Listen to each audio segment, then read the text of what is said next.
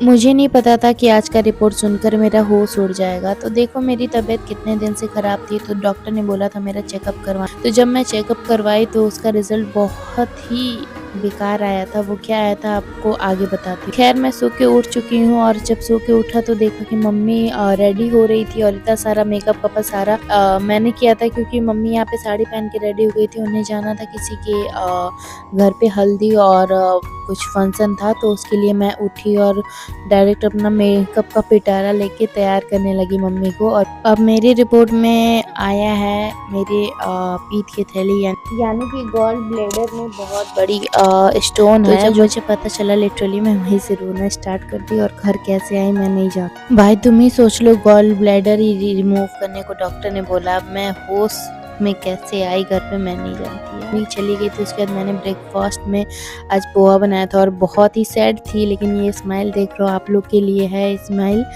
क्योंकि मैं सैड होके ब्लॉग नहीं बनाना चाहती। देखो लाइफ भगवान ने दी है, भगवान के ऊपर है, वो किसको क्या कर देगा वो किसी के हाथ में नहीं है। तो लो जी यहाँ पे पोहा बन के रेडी हो गया, मटर वाला पोहा।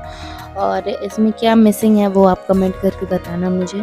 तो यहाँ पे पोहा रेडी है, अब मैं खाने लगी हूँ और मेरा थोड़ा सा हेल्थ इस समय डाउन भी हो रहा है, मेरे शायद स्टोन की वजह से। और लिटरली मुझे अभी दर्द तो कोई हुआ नहीं है, बट अब देखो डॉक्टर ने बोला है ऑपरेशन करवाने के लिए, तो देखो क्या होता है आगे।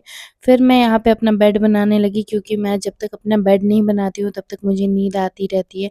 मैं किधर से भी आती हूँ तो मुझे लगता है मैं सो जाऊँ थोड़ी देर, तो इसलिए मैंने साइड बेड ही अपना ब्लैंकेट ही हटा दिया ताकि मुझे नींद ना आए, मैं सोऊँ ना। तो सारा ब्लैंकेट को झाड़-वाड़ के साफ़ कर लिया था एंड फिर चली गई थी छत में थोड़ी देर के लिए खेलने के लिए। और ये देखो ये मैंने ये बॉल लाया था खाटू श्याम जब मैं गई थी वहाँ से लेके आई थी डुगू के लिए खेलने के लिए।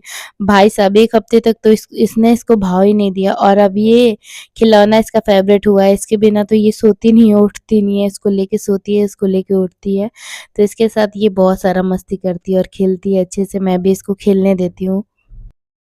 लंच का टाइम हो चुका था, उसके बाद मम्मी आई थी तो यहाँ पे दाल फ्राई, सब्जी, रोटी था, तो हम लोग दोनों लोग एक ही में लंच और मतलब अधिकतर होता है कि हम लोग एक ही में खा लेते हैं, क्योंकि मुझे अच्छा लगता है। बाकी मिलते हैं नेक्स्ट ब्लॉग में।